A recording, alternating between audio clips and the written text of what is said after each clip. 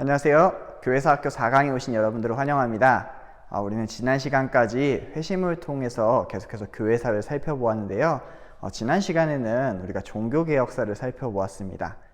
오늘은 그 마지막으로 영국과 미국의 부흥과 회심에 대해서 살펴보도록 하겠습니다.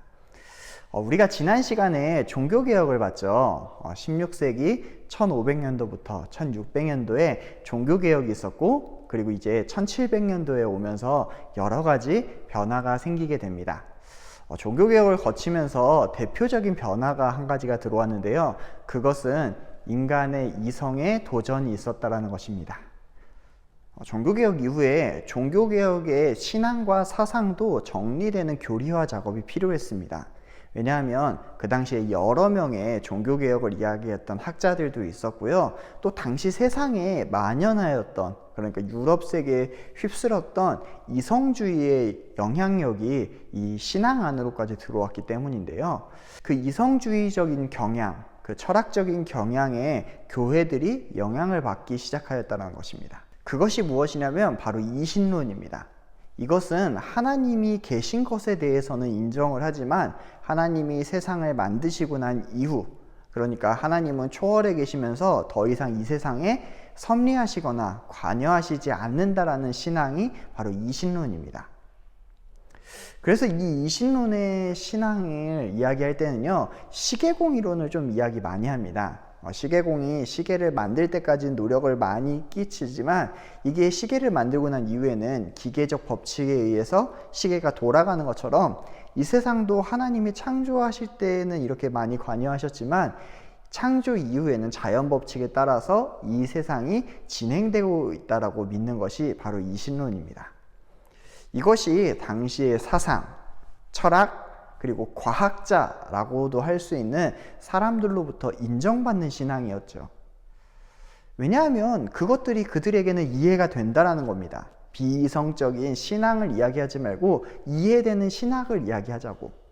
특히나 15세기부터 자연과학이 발전하게 되는데 뉴턴이 만류인력의 법칙을 발견하면서부터 이 세상에 관한 것들이 연구되기 시작하였죠. 이를 신과학이라고 이야기했습니다.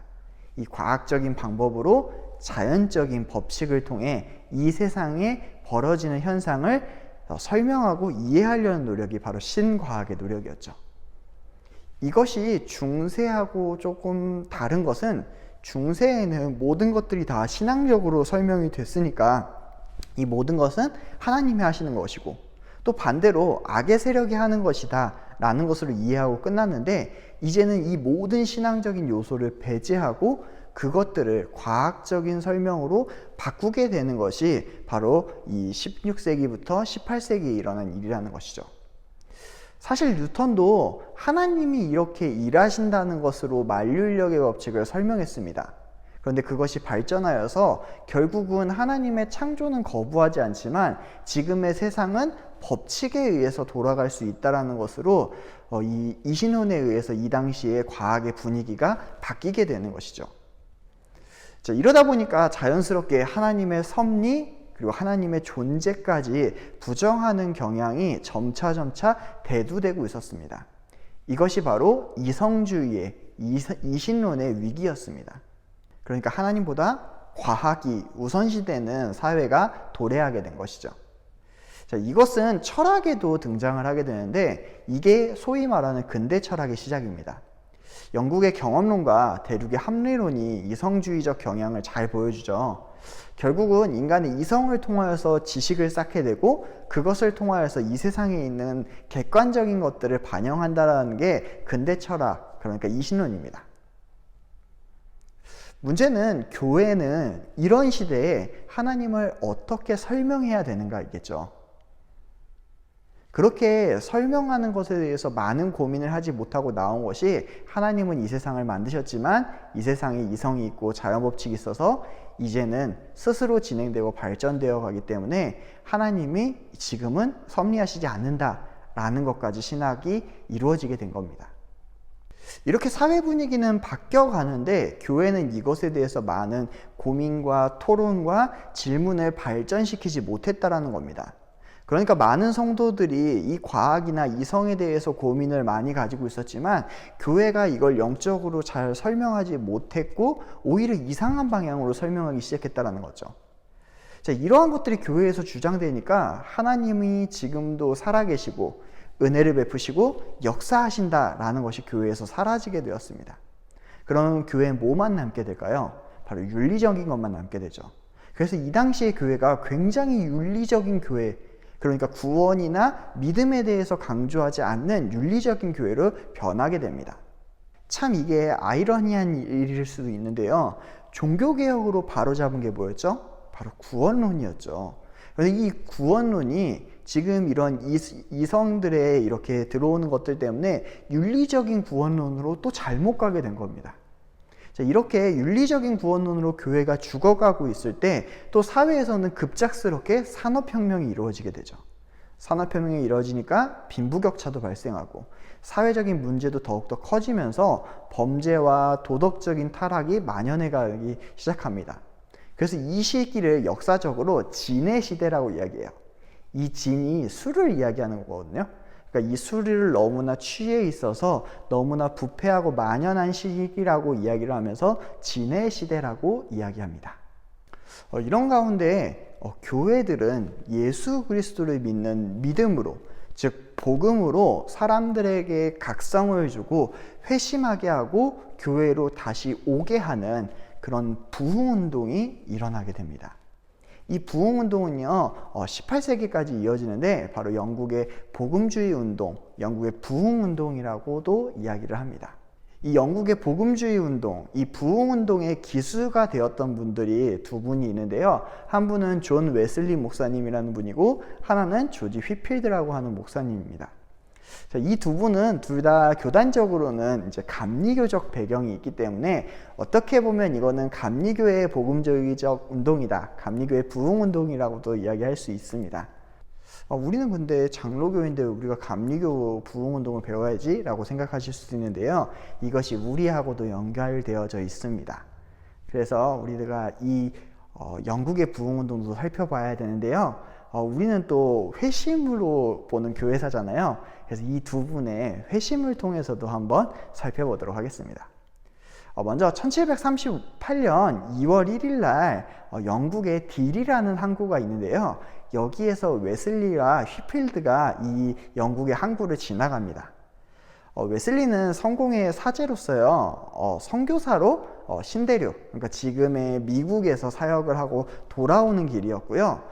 반대로 이제 휘필드는 2월 2일 날 미국으로 출발하려고 준비하고 있는 상태에서 이 항구를 둘 다 스쳐가듯 지나갑니다. 그런데 이 두 사람의 모습이 상당히 달랐는데요. 이것도 이 두 사람의 회심과 연결되어져 있습니다. 먼저 웨슬리를 살펴보겠습니다. 자, 이 36년 1월 어느 날에 웨슬리가 이제 배를 타고 미국으로 가고 있는데 풍랑이 심하게 불어서 생명의 위협을 느끼고 있었습니다. 그때 한 곳에서 모여서 조용히 기도하고 있었던 이 모라비안 교도들을 보게 되는데요. 그는 여기에서 굉장히 큰 도전을 받게 됩니다. 자신은 선교사로서 이렇게 풍랑이 거세지는 과정에서 걱정하고 근심만 하고 있는데 저들은 어떻게 저렇게 모여서 평안하게 기도하고 하나님을 찾고 예배할 수 있을까? 이것에 대해서 웨슬리가 고민을 하였다라는 것이죠. 사실 웨슬리가 이것을 이렇게 집중해서 본 이유가 있습니다. 웨슬리는요 20살 때부터 구원에 대해서 굉장히 큰 고민을 하고 있었거든요. 내가 율법 아래에 있긴 하는데 내 은혜 안에 있는 거는 잘 모르겠다 라는 생각을 하면서 이 구원에 대해서 계속해서 고민을 하였다라는 겁니다. 왜냐하면 이 시대가 윤리적인 구원론이 강조되었잖아요. 그러니까 윤리적으로만 생각해서 자기가 정말로 구원받았는지 잘 모르겠다라는 겁니다. 그런데 이 사람들이 예배하고 집회를 하는 걸 보고 이 사람이 큰 깨달음을 얻은 것이죠. 그리고 이 사람은 이제 미국에 도착해서 인디언들을 위한 전도를 계속해 나가기 시작합니다. 그런데 이 미국에서 웨슬리는 커다란 결실을 맺지 못했습니다. 아니 오히려 이 소피라고 하는 여자랑 어떠한 법적인 송사에 얽히게 돼서 오히려 도망치듯이 미국을 떠나 영국으로 귀환하게 된 거죠. 그리고 이때 안 좋은 인상 때문인지 웨슬리는 두 번 다시 미국으로 가지는 않습니다. 그래도 웨슬리가 이 미국에서 얻은 좋은 경험이 하나 있었는데요. 그것이 무엇이냐면 인디안 전도를 이 사람이 계속해서 했는데 모라비안 지도자인 스판겐버그 목사님을 만나게 됩니다. 이 스판겐버그 목사님은 웨슬리에게 이렇게 질문했습니다. 예수님이 당신을 위해 죽으셨다는 것을 당신은 믿습니까? 이렇게 이야기했을 때 웨슬리는 그랬으면 좋겠다라고 대답을 한 것이죠. 우리는 성도니까 또 웨슬리는 목사니까 이것에 대해서 너무 당연하다라고 생각할지 모릅니다. 그런데 목사를 할지라도 이때까지 예수님이 나를 위해 죽으셨고 그 예수님을 믿는 믿음이 그대로 나를 율법으로부터 자유롭게 하고 죄로부터 날 구원한다라는 은혜에 대한 체험, 그러니까 이 회심의 체험이 이 웨슬리에게는 없었다라는 것입니다. 그 명확한 증거가 뭐냐면 그가 1738년 이 딜의 항구로 들어오면서 굉장히 큰 한탄을 해요. 그가 목사이고 선교사였잖아요.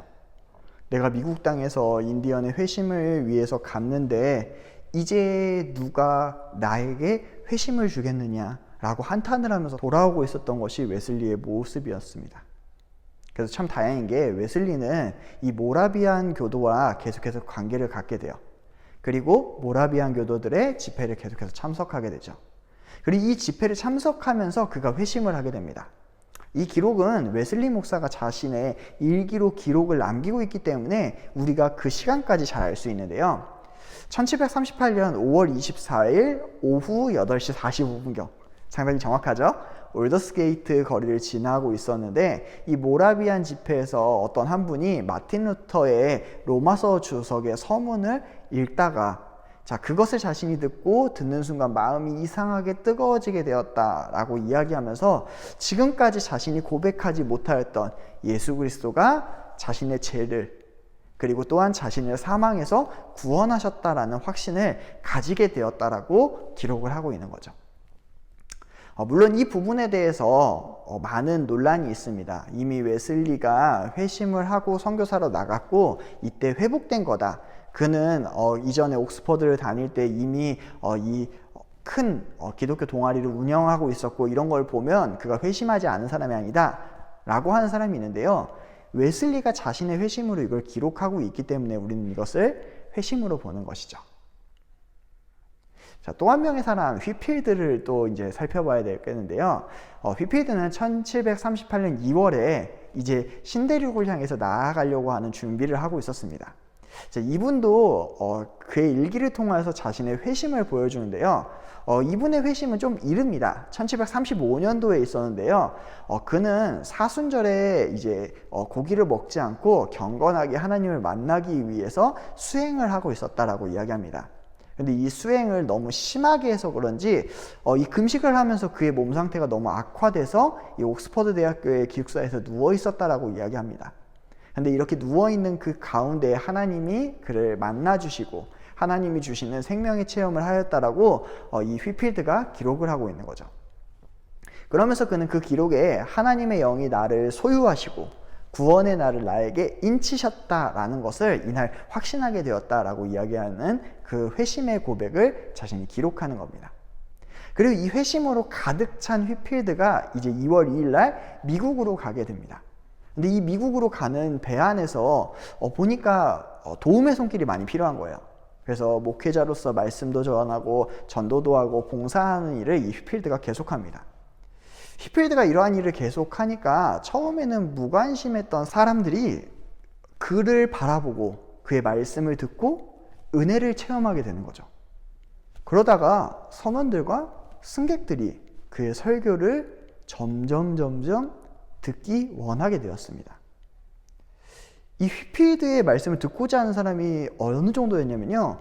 그때 당시에 세 대의 배가 같이 출발했는데 이 휘필드의 말씀이 좋다라는 것이 전파되면서 설교 시간이 되면 휘필드 목사님의 배에 나머지 두 개의 배의 사람들이 집결해서 설교를 들었다고 이야기합니다. 그러니까 배가 설교 강단이 되고 선원들과 승객들이 성도가 되는 그러한 모습으로 이 대서양을 건너간 것이죠. 그때부터요, 이 휘필드는 영국과 미국을 오가면서 말씀으로 많은 사람들에게 은혜를 끼쳤습니다. 그가 죽을 때까지 약 1만 8천 번 정도의 설교를 했다라고 해요. 이 설교에 누구도 영향을 받냐면 조나단 에드워즈 목사님도 이 설교에 영향을 받습니다. 이렇게 휘필드의 미국 순회 설교는 나중에 미국의 대각성 운동에도 큰 영향력을 미치게 될 정도로 강력한 말씀 운동이었습니다. 자, 이 웨슬리가 이 휘필드랑 딜 항구에서 스쳐 지나가듯 지나갔다라고 이야기했죠. 근데 사실 이 두 사람은 모르는 사이는 아닙니다. 먼저 휘필드가 옥스퍼드 대학교를 다니고 있을 때 웨슬리는 옥스퍼드 대학원을 다니고 있었고요. 이 웨슬리가 만든 아까 기독교 동아리 있다라고 했죠. 그게 홀리클럽이라고 이야기하는데 여기에서 휘필드가 신앙생활을 참여했습니다. 그러니까 이 두 사람은 이미 이전부터 아는 사이라고 이야기를 할 수 있었죠. 이 두 사람이 영국의 부흥운동을 이끈 거죠. 그런데 이 1738년 이 딜 항구를 스쳐 지나갈 때 그들의 백길의 체험은 완전히 달랐습니다. 웨슬리는 선교에 대해서 실패하고 회심에 대한 강력한 확신이 없었기 때문에 자신의 삶과 자신의 사역에 대해서 모든 걸 내려놓고 한탄하고 있었다면 휘필드는 회심의 영향력을 받고 사람들을 변화시켜 나갔다라는 것이 이 딜 항구에 스쳐 지나가는 이 두 사람의 모습이라는 거죠. 그렇다고 해서 웨슬리의 사역을 우리가 폄하해서는 안 됩니다. 웨슬리가 1738년에 강력한 회심 체험을 하게 됐죠. 그리고 1739년부터 그는 집회를 하기 시작합니다. 이 집회를 통해서 영국에 있는 정말 많은 사람들이 복음을 듣게 되는데요. 그리고 많은 젊은이들과 많은 사람들이 회심하게 됩니다. 무엇으로요? 말씀으로요. 강력한 말씀으로 그들을 권면했고 그래서 영국에 큰 부흥이 오게 되는 겁니다. 아까 18세기 영국의 상황이 정말 신앙적으로 엄청나게 침체된 상황일 수밖에 없다라고 이야기를 했는데요. 이때 이 웨슬리가 그리고 또한 휘필드가 회심을 체험한 이 복음주의 부흥운동을 이끌면서 영국이 변하게 되는 겁니다. 그리고 나중에 이 웨슬리로부터 감리교단이 형성되게 되죠. 물론 웨슬리는 죽는 날까지 이 감리교라고 하는 교단을 따로 만드는 것을 반대했습니다. 그러나 후에 그를 따랐던 사람들이 영국의 성공회로부터 갈라져서 이 감리교단이라고 하는 교단을 형성하게 되죠. 그런데 이 부흥운동의 공통점이 있습니다. 웨슬리와 휘필드 모두 말씀으로 부흥을 이끌었고 이들이 회심을 바탕으로 말씀으로 바로잡았을 때 구원론이 닫아졌다는 것, 그러니까 종교개혁의 회심으로 다시 돌아갔다는 것을 우리는 알 수 있죠.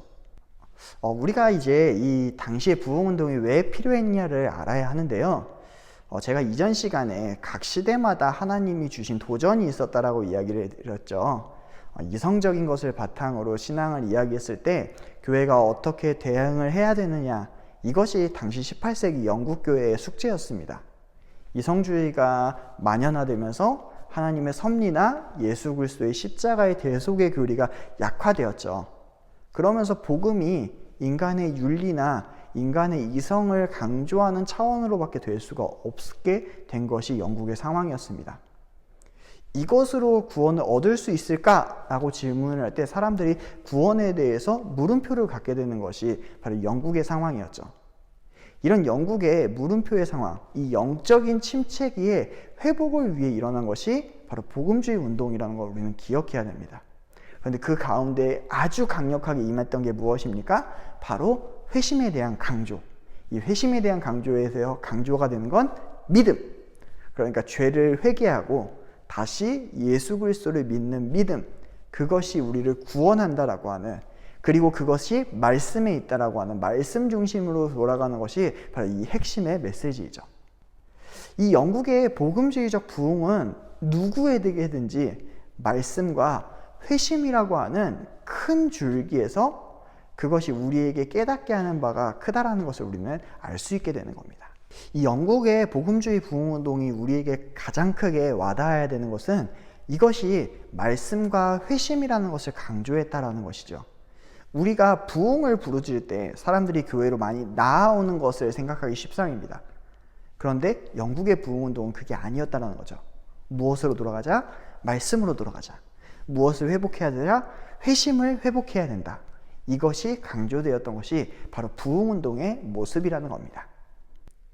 자, 우리가 지금까지는 영국의 부흥운동을 살펴보겠는데요. 이제 시각을 조금 돌려서 미국으로 돌려보도록 하겠습니다. 방금 전까지 영국에서 18세기에 있었던 복음주의 부흥운동을 이야기했잖아요. 이제는 미국으로 와서 18세기부터 19세기에 있었던 대각성 운동에 대해서 알아보도록 하겠습니다. 먼저 여기에 들어가려면 우리가 용어에 대한 정의를 좀 할 필요가 있습니다.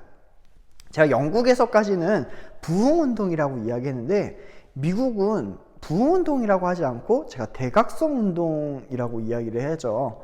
이게 왜 용어가 다른지 좀 궁금해 하시는 분들이 있을 수 있습니다. 자, 그러면 왜 용어가 다른지 차이점이 무엇인지를 알아야겠죠.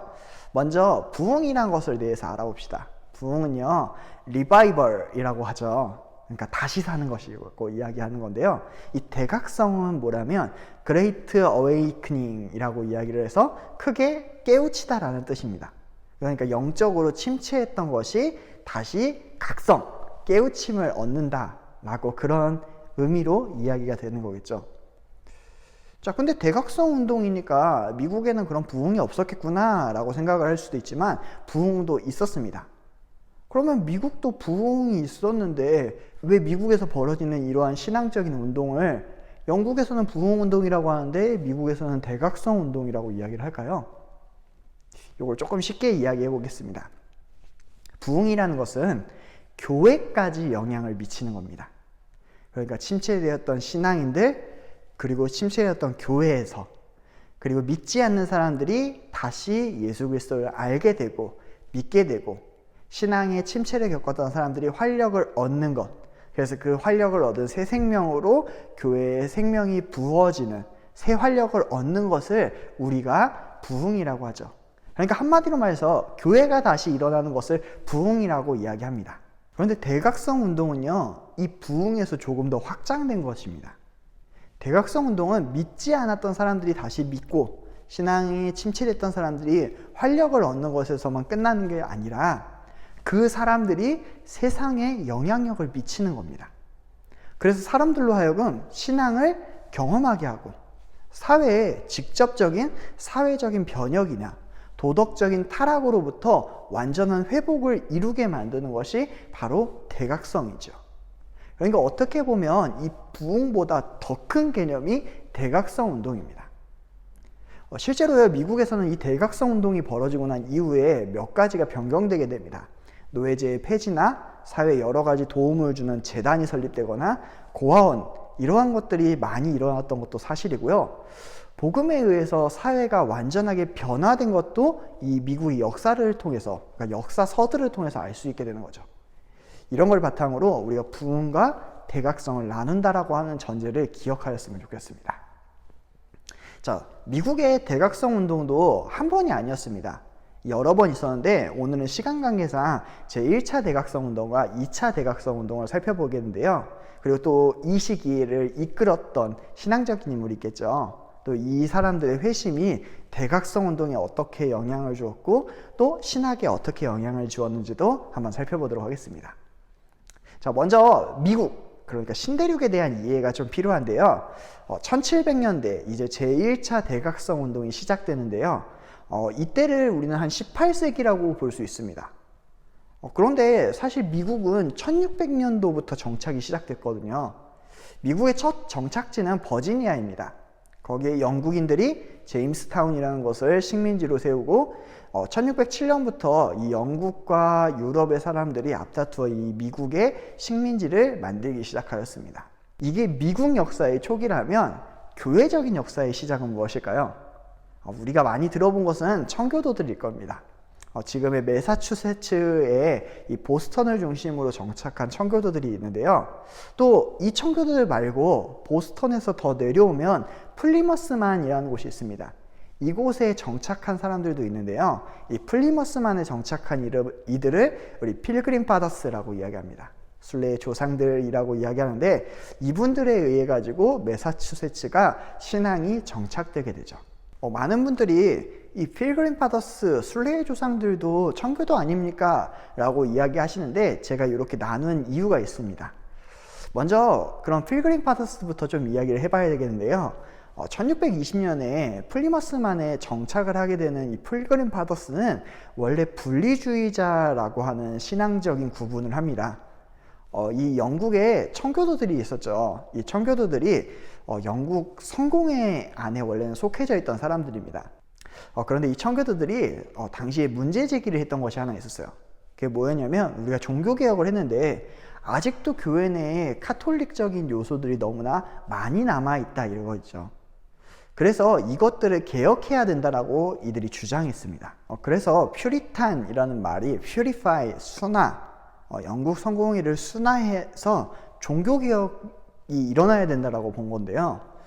특히나 아직까지 카톨릭에서 예식이나 예배 형식이나 사제라고 하는 이 말들이 여전히 성공회에 있는 것을 지적하면서 이것들이 완전히 개혁되어야 된다라고 주장을 한 것이죠. 이들이 영향을 많이 받은 것은 스위스 제네바였습니다. 이 제네바에 이 신앙의 영향을 많이 받아서 우리가 스위스처럼, 이 제네바처럼 개신교의 신앙으로 철저히 남김없이 한 번에 개혁을 해야 된다라고 주장을 했는데요. 이게 사실 이루어지기가 너무나 힘든 겁니다. 왜냐하면 종교개혁도 한 번에 이루어진 게 아니라 사실 서서히 이루어졌잖아요. 그런데 이들은 이걸 급진적으로 한 번에 바꾸기를 원했던 것이죠. 그러다 보니까 기존의 교단에 있는 분들과 이 사람들이 대립이 생기게 됩니다. 자, 여기까지는 우리가 청교도들이 이렇구나 라고 생각을 할 수 있는데, 왜 청교도들도 이 분리주의자와 청교도들로 나뉘게 되었냐도 우리는 살펴봐야 되는데요.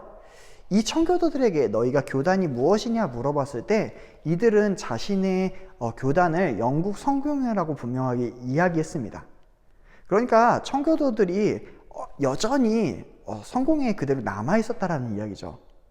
그러니까 이 사람들의 주장은 뭐냐면, 성공회 내에서 종교개혁처럼 처리할 부분이 있지만 아직도 영국 성공회에는 진리가 있다라고 본 것입니다. 그래서 이 영국 성공회가 이러한 요소들을 다 정리하면 다시 진정한 교회가 있을 수 있으니까 우리는 영국 성공회 소속이다 라고 생각했던 사람들이 청교도라는 것이죠. 그리고 반대로 이 필그림 파더스들은 어떻게 하냐면, 이 청교도 내에서 우리를 탄압하고 개혁할 생각이 없는 영국 성공회 내에는 희망이 없다라고 생각한 사람들입니다. 그래서 성공회는 진정한 교회가 아니다 라고 생각해서 청교도들 중에서도 분리되어져 나온 사람들이 바로 이 필그림 파더스 분리주의자들입니다. 그래서 이 분리주의자들이 청교도들 중에서도 더 많은 핍박을 받은 것이죠. 결국에 이 핍박을 피해서 영국을 떠나 화란에 들러 이 화란에서 메이플라워를 타고 플리머스만으로 넘어온 사람들이 윌리엄 브리스터 목사님하고 윌리엄 브래드포드 목사님, 그리고 이 두 윌리엄 목사님에 의해서 이끌어진 100여 명의 사람들이 바로 미국에 도착한 청교도라고 이야기가 됩니다. 그리고 이들이 우리가 말하는 땡스기빙데이, 그러니까 추수감사절의 기원이 된 사람들이죠. 자, 이 사람들을 우리가 청교도라고도 이야기했지만 청교도 안에 분리주의파라고도 이야기하는 것입니다. 자, 그러면 이 필그림 파더스 말고 이 청교도들은 언제 미국으로 넘어왔냐라고 보면 1628년부터 보스턴하고 이 세일럼에 이 청교도들이 자리를 잡게 됩니다. 이들도 미국으로 넘어오게 되는데요. 이분들의 대표자가 존 카튼 목사님이나 인크리지드 매더 목사님 같은 분들인데, 이분들은 영국 성공회 내에서 개혁을 하려고 했죠. 그런데 이것도 쉽지가 않았습니다. 왜냐하면 영국 성공회는 국교회였으니까요. 그러니까 이 필그림 파더스가 사라지고 난 이후에 모든 핍박들을 이 청교도들이 받게 되는 거죠. 그래서 이 핍박이 점점 거세지다 보니까 이들도 신앙의 자유를 찾아서 우리가 광야에 나가자, 광야에서 우리를 부름, 광야에 소명이 있다라고 이야기하며 미국으로 건너가게 됩니다. 자, 이 청교도들이 신앙에서 강조하는 것이 무엇이냐면 바로 중생의 체험입니다. 그러니까 예수님을 만나는 그런 회심의 체험이 있어야 된다는 것을 이 청교도들은 강조했다는 것이죠. 그리고 우리가 여기에서 알아야 하는 게 있는데, 이 청교도들의 지금 이 정치는 장로교의 정치는 아닙니다. 이들은 회중교의 정치라고 이야기하는 게 오히려 더 맞아요. 중요한 것이 있다면 장로들 체계에서 결정하는 게 아니라 회중, 그러니까 멤버십 회원들이 결정하는 것이 바로 회중교회입니다. 그래서 이 회중교회의 특징이 뭐냐면 가장 중요한 것은 교회의 멤버가 되는 겁니다. 이 멤버가 되는 것은 교회를 다닌다고 되는 것이 아니고요. 먼저 유아가 태어나면 유아 세례를 주겠죠. 근데 이 사람들도 정식 멤버는 아닙니다. 또 교회에 새로 들어오는 사람들도 아직 정식 멤버가 아닙니다. 그리고 또 세례를 받거나 고백을 한다고 해서도 정식 멤버가 되는 게 아닙니다. 정식 멤버는 주의 만찬에 참여하는 사람들을 정식 멤버라고 이야기하는데요. 그러니까 성찬도 약간 제한이 되는 거죠. 그래서 이 멤버에 들어오고 싶으면, 그러니까 이 회중 정치에 참여하고 싶으면 이 회원들이 다 모인 앞에서 내가 이렇게 죄를 회개하고 예수님을 믿었습니다 라고 하는 고백이 필요합니다. 아까 고백이 다가 아니라고 하지 않았잖아요? 네, 맞습니다. 이 고백이 다가 아니고요. 실제로 그가 그런 삶을 지금 살고 있는지를 이 멤버들이 확인하는 절차를 갖습니다. 그래서 진짜 이 사람이 이렇게 고백을 했는데 회심을 하고 나서 이렇게 삽니다를 오랜 기간을 두고 확인을 하는 겁니다. 그리고 확인된 사람만이 저 사람도 우리와 같은 회심 체험을 한 사람이고 우리와 똑같은 그런 예수님을 만난 사람이다. 그런 체험을 가진 사람이다. 우리의 멤버다. 라고 인정을 하는 거죠. 자, 그리고 이 인정을 받고 멤버십에 들어와야지만, 그래야지만 주의 만찬에 참여할 수도 있고 이 회중 정치에도 참여할 수 있는 것이 바로 회중교회의 특징입니다. 자, 그런데 이 회중교회에도 문제가 발생을 하게 되는데요. 처음 1세대들은 굉장히 뜨거웠습니다. 그런데 문제가 2세대, 3세대로 가면서 이러한 회심의 체험이 없는 사람들이 등장을 하게 된 거죠. 물론 1세대들은 다 믿고 회심한 사람들이었습니다. 그러니까 영국에서 목숨을 걸고 이 신대륙으로 넘어왔겠죠. 그래서 그들의 자녀가 태어났을 때 그들에게는 아무 문제 없이 유아세례를 주었습니다. 왜냐하면 그 자녀들도 언약의 자녀들이라고 생각했기 때문이죠. 그런데 그 자녀들, 그러니까 2세대, 3세대 자녀들이 자라가지고 이제 정회원이 돼야 되는데, 그러니까 멤버십에 들어와야 되는데, 이런 아까 말씀드렸던 자신의 회심을 체험을 나누는 그러한 단계를 거치는 것을 굳이?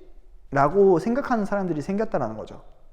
그러면서 교회는 다니는데 정식 멤버가 되지 않고, 그러니까 그냥 교회에서 받은 유아 세례로만 신앙생활을 하는 사람들이 생기게 된 것이죠.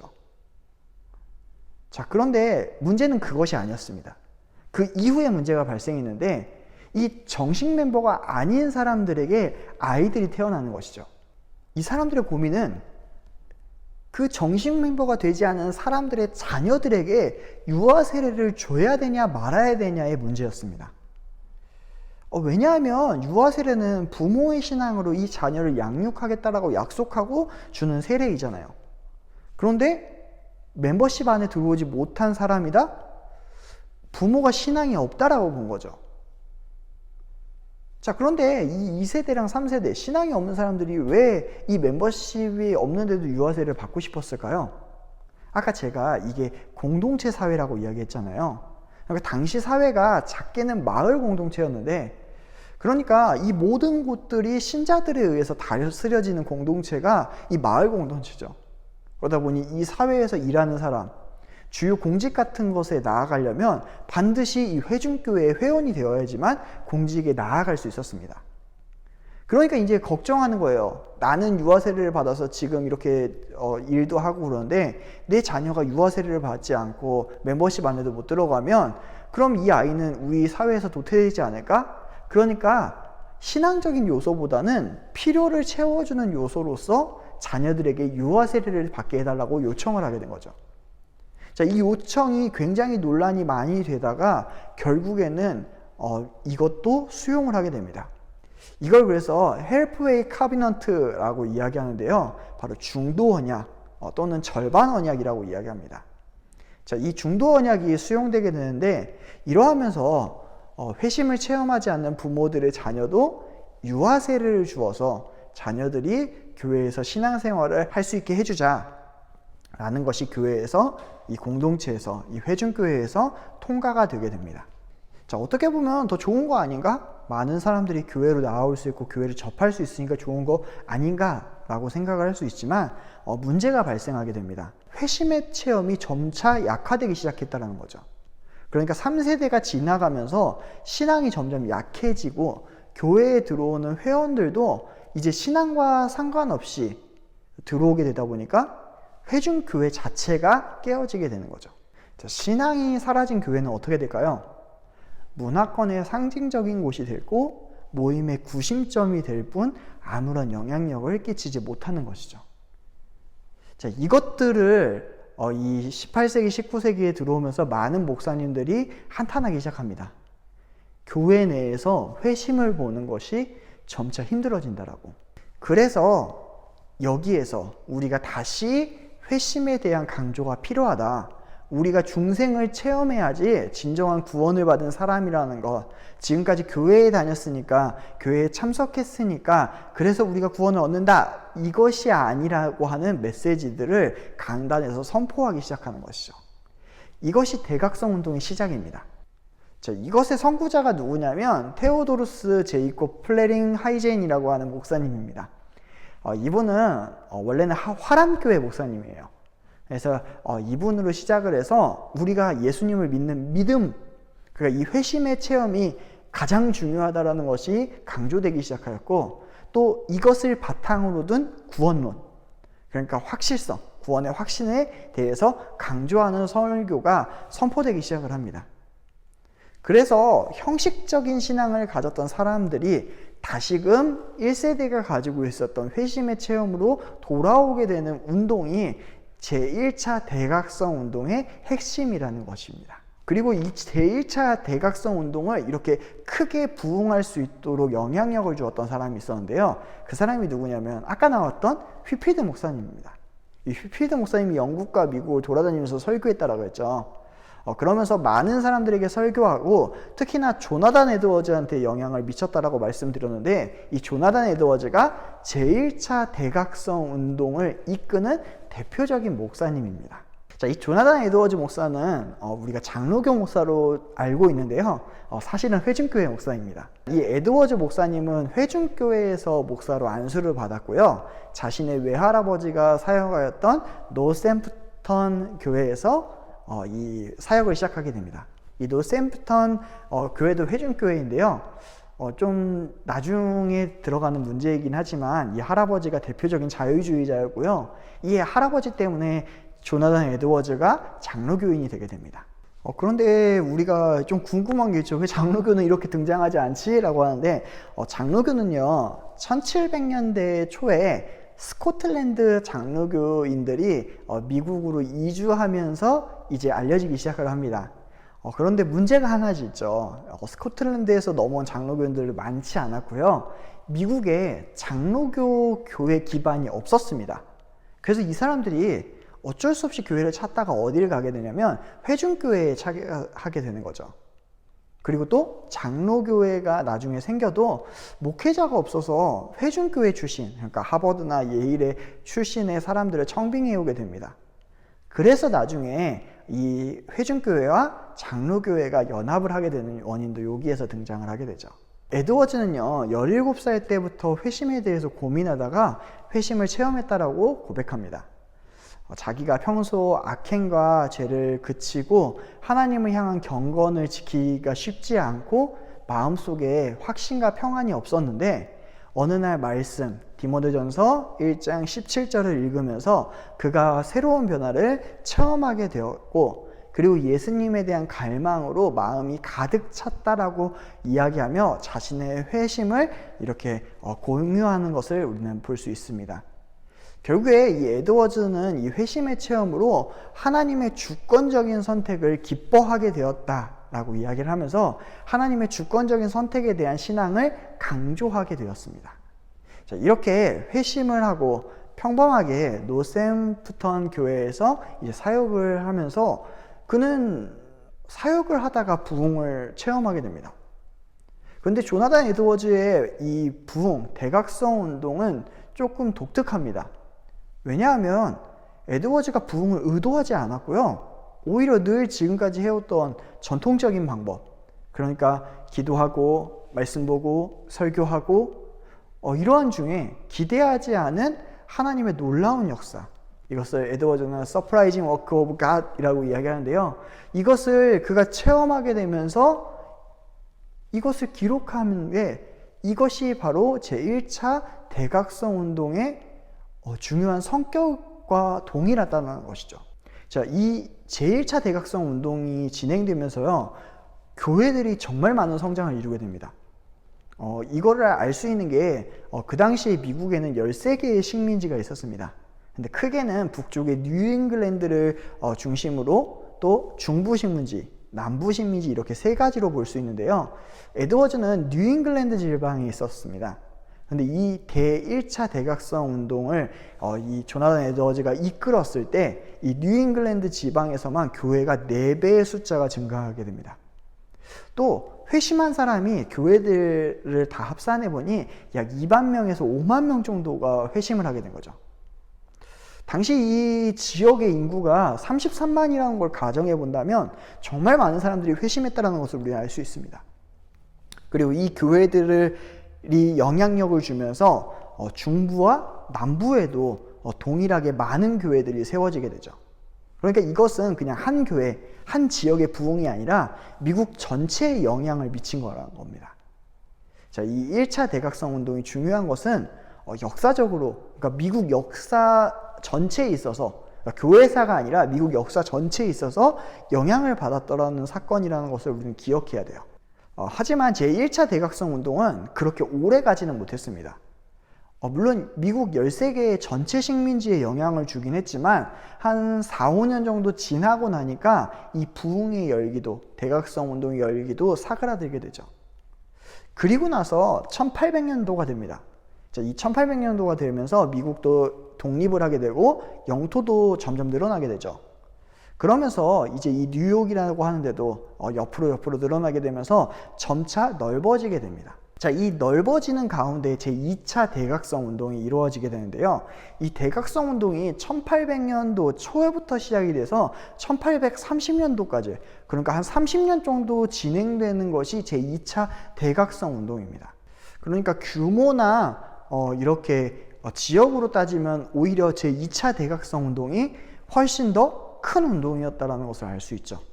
그리고 이 2차 대각성 운동에서 중요한 인물은 바로 찰스 피니 목사입니다. 자, 그러면 왜 2차 대각성 운동이 일어났냐가 중요하겠죠. 2차 대각성 운동이 일어나기 전에 교회는 또다시 쇠퇴기를 맞이하게 됩니다. 먼저 영국에 있었던 이신론이 이제 미국으로 넘어오면서 이성의 강화를 통해서 하나님의 섭리가 부정되고 초월적인 하나님만 강조되는 신학이 미국에 만연하게 되었고요. 또 미국의 무신론적인 경향이 완전히 자리 잡게 됩니다. 자, 이러한 무신론적인 것들이 자리 잡게 되다 보니까 기독교적인 하나님의 계시를 부정하게 되고요. 또 이것이 신학교에도 영향력을 미치게 됩니다. 그래서 예일, 하버드 같은 게 원래는 회중교회 목사님들을 양성하기 위한 신학교였는데요. 여기에 무신론이 들어가게 되면서 이제 완전히 무신론적인 경향을 띠게 되었고, 트랜실베니아의 켄터키에 세워진 장로교 배경의 대학들도 무신론적인 경향을 띄워버리게 됩니다. 자, 이렇게 학문적인 것에서 무신론적인 영향력을 받고 있었던 시대였고요. 또 미국이 서부로 진출하다 보니까 서부의 법적인 것들이 잘 유지가 안 되었잖아요. 그러니까 도덕적인 타락, 인간 존중의 결여 등이 굉장히 심각해지게 됩니다. 결국 교회의 영향력이 또다시 약화되는 게 바로 1800년도 초라고 이야기할 수 있죠. 자, 이때에 2차 대각성 운동을 일으키고 이것을 이끌어간 사람이 바로 찰스 피니 목사입니다.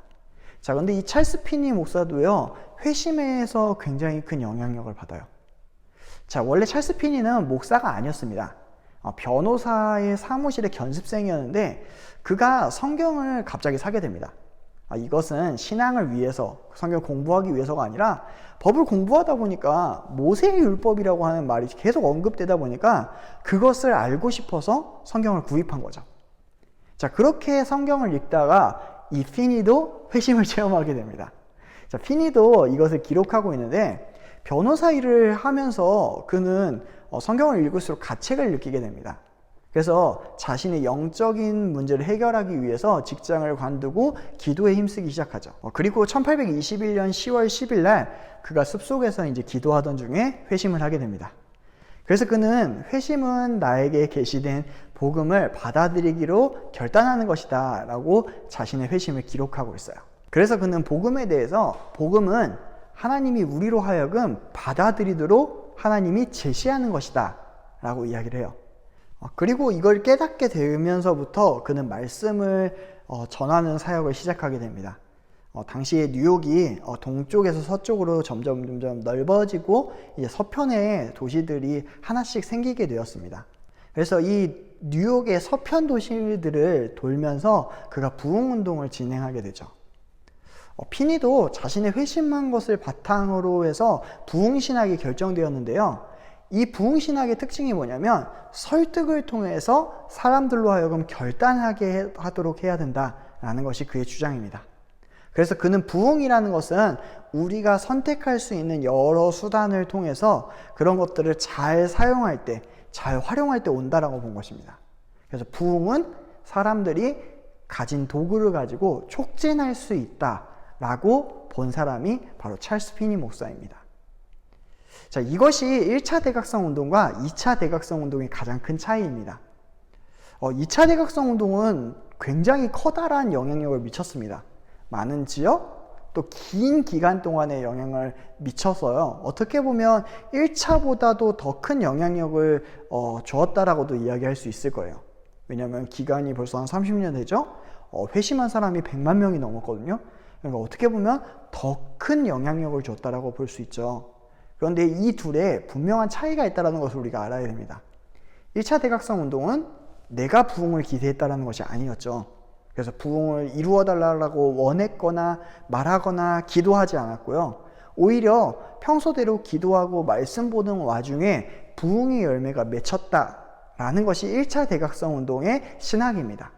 특별한 방법이나 기술이 없어도 부흥은 기대하지 않아도 누가 주시는 것이다? 하나님이 주시는 것이다 라고 하는 것이 1차 대각성 운동의 성격입니다. 반대로 2차 대각성 운동은요, 부흥은 적절한 수단을 사용하여서 하나님이 주시는 것을 촉진할 수 있다라고 보는 겁니다. 자, 이렇게 신학이 다르다 보니까 부흥에 있어서 방법도 달라지게 되겠죠. 그러니까 1차 대각성 운동은 지금까지 사용해왔던 은혜의 수단들이 강조됩니다. 기도, 성경 읽기, 묵상, 설교, 이거면 충분하다. 이것 외에 다른 것들은 개발할 필요가 없다라는 게 1차 대각성 운동의 성격이고요. 2차 대각성 운동은 복음이라는 것이 우리에게 주어졌다. 그런데 이것을 어떻게 효율적으로 듣게 할 것이냐, 너희가 이 메시지를 듣게 하려고 수용할 수 있도록, 저 사람들이 수용할 수 있도록 설득해야 된다. 그리고 설득하기 위해서는 여러 가지 적절한 수단을 이용해야 된다. 그러면 사람들에게 부흥이 찾아올 수 있다 라고 하는 것입니다. 자, 이것을 그 당시에는 새로운 방법이라고 이야기했는데요. 이걸 찰스 피니는 적극적으로 사용합니다. 물론 이게 찰스 피니가 고하는 것은 아니고요. 감리교에서 사용하고 있었던 거를 차용해서 대대적으로 크게 사용했던 게 찰스 피니죠. 그러면 이제 여기에서 이런 질문이 나올 겁니다. 어떤 게 맞습니까? 그런데 우리가 이 두 가지에 대해서 평가를 하는 것보다는 이것에 대해서 생각을 해보았으면 좋겠습니다. 말씀과 기도를 통해서 충분하게 은혜가 찾아오고 부흥이 일어납니다. 그러나 목회자도 성도도 너무 침체되어져 있는 교회는 그냥 살아나기가 어렵다고 이야기하는 사람들도 있겠죠. 또 반대로요, 1차를 강조하는 사람들이 2차, 우리가 고안하고 개발해야 된다라고 하고 설득하니까 그것들은 너무 인위적이고 이상한 방법들을 사용한다. 그래서 저것들은 잘못됐다라고 말하는 것도 잘못됐습니다. 그러니까 우리는 뭐가 맞다 틀리다가 아니라요, 1차 대각성 운동과 2차 대각성 운동의 중심을 교훈으로 봐야 된다는 거죠. 자, 이것은 성도들의 각성을 위해 인간의 방법, 수고가 들어갔다는 걸 배제하진 않습니다. 그게 설교이든 전도 방법이든요. 그러나 이 두 가지 핵심이 뭐였나요? 인간의 수단이 회심의 주도가 되어서는 안 된다라고 하는 명제를 이 두 부흥 운동에서는 둘 다 잡고 있었다는 것을 우리는 기억해야 됩니다. 그러니까 1차, 2차 에드워즈와 피니의 부흥과 신학과 반복론이 다르다는 것은 우리는 알 수 있습니다. 왜요? 그들이 회심의 차이가 있었기 때문이죠. 에드워즈는 하나님의 주권적인 역사를 체험하였기 때문에 인간적인 방법을 강조하지 않은 거고요. 또 피니는 하나님께서 주신 말씀을 분명하게 받고 그 말씀을 여러 가지 도구를 통하여서 우리가 반응해야 된다는 것을 강조했던 것이 이 두 사람의 회심의 모습입니다. 그리고 이 두 것을 우리가 나쁜 쪽으로 계속해서 발전시켜서 보았기 때문에 이 두 개가 나쁜 것처럼 느껴지는 겁니다. 자, 이 1차와 2차 모두 필요했습니다. 왜요? 영적인 쇠퇴의 때에 회심을 강력하게 강조했기 때문이죠. 또 이로 인하여서요, 부흥도 그들이 경험하고요. 또 이로 인하여서요, 나라가 완전하게 변하게 되는 모습도 우리가 보게 됩니다. 그래서 우리는요, 여기에서 하나님의 역사가 분명하게 있었다라는 것을 강조해야 되고요. 이 역사를 통하여서 하나님이 어떻게 움직이셨는가를 우리는 살펴보아야 됩니다. 자, 미국이 이 대각성 운동으로, 즉 회심의 사건으로 인하여서 신앙이 회복되었고 사회적으로 도덕적으로 회복이 되었다는 것을 우리는 이 대각성 운동을 통하여서 알 수 있습니다. 그리고 이 대각성 운동은 현대에도 굉장히 중요한 교훈을 주게 됩니다. 하나님이 시대에 원하시는 교회의 필요를 하나님의 말씀으로 채우시고 하나님이 이끌어 가신다는 것을 우리는 이 대각성 운동을 통해서 볼 수 있기 때문이죠. 우리가 이 교회사에 처음을 시작할 때 회심을 바탕으로 해서 교회의 역사를 보자고 했습니다. 우리가 시간상 모든 교단의 모든 회심을 살펴보지는 않았죠. 그러나 시대를 대표할 수 있는 회심의 모델들을 우리가 살펴보았습니다. 여러분은 이걸 살펴보면서 무엇을 느끼셨나요? 어떤 때에는 회개가 진심으로 일어났죠. 또 어떤 때는 대량으로 회심이 일어나기도 했고 또 그로 인하여서 어려움을 겪기도 했습니다. 그래서 우리는요, 역사를 통하여서 우리 모습은, 우리 교회의 모습은 이런 문제가 없는가를 살펴보아야 되는 것이죠. 그래서 저는 교회에 회심이 필요하다고 봅니다. 교회사를 바라보면 회심이 정말 중요하다는 걸 알 수 있습니다. 죄를 회개하고 예수님을 믿는 믿음이 가치 있는 것, 그것이 믿음으로 드러나는 것을 우리는 역사를 통해서 볼 수 있거든요. 물론 다양한 회심의 체험들이 있었습니다. 같은 사람이 단 한 명도 없었죠. 그러나 이 다름에 있어서도 회심의 정의는 언제나 같았다는 것을 기억해야 됩니다. 회개하고 예수님을 받아들이는 가운데 믿음으로 사는 것, 그리고 이러한 진정한 회심의 체험을 한 사람만이 그 시대의 사역을 담당했다는 것을 우리는 교회사를 통해서 알 수 있는 것이죠. 그리고 우리는 회심을 경험하면 우리가 고백할 수 있는 건 이거입니다. 하나님이 하셨습니다. 그리고 내가 할 수 있는 건 단 한 가지도 없습니다. 지금도 하나님은 살아 역사하십니다. 그리고 하나님은 사람들을 변화시켜 하나님의 일을 이루어 가십니다. 라고 하는 고백을 회심을 한 사람들은 할 수밖에 없습니다.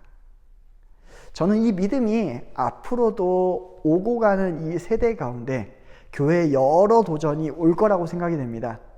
그런데 이것이 바로 오는 세계의 그 도전을 해결할 수 있는 하나님의 방법이라고 믿습니다. 교회사는 이걸 통하여서 지금까지 흘러왔다라고, 회심을 통하여서 흘러왔다라고 정의할 수 있겠죠. 이제 마치려고 합니다. 교회사를 간추려 봤는데요. 4번 만에 보는 게 쉽지 않았습니다. 또 정말 대충 지나간 게 너무나 많습니다. 여러분이 이 기회에 우리 믿음의 선조들이 걸어온 믿음의 길을 다시 한번 관심 있게 살펴보시면서 우리의 길이 어떤지를 살펴보며 고민하고 다시금 회심에 대해서 생각해보는 저와 여러분이 되었으면 좋겠습니다. 네, 긴 시간 동안 감사합니다. 마치겠습니다.